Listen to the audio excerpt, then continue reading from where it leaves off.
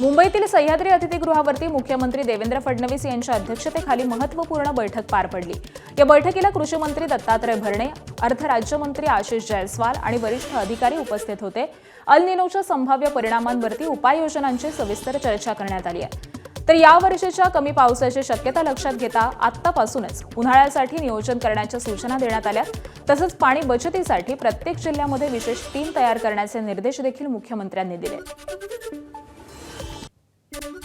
पावसाचं प्रमाण जर कमी राहिलं तर शेतकऱ्याला ज्या अडचणीला सामोरं जावं लागेल त्या शेतकऱ्यांसाठी काय उपाययोजना केल्या पाहिजेत, शेतकऱ्यांना काय मार्गदर्शन केलं पाहिजे,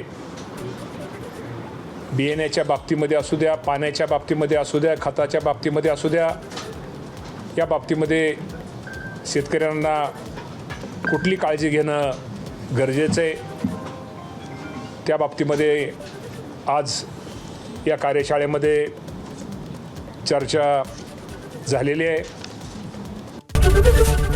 एबीपी माझा, उघडा डोळे बघा नीट।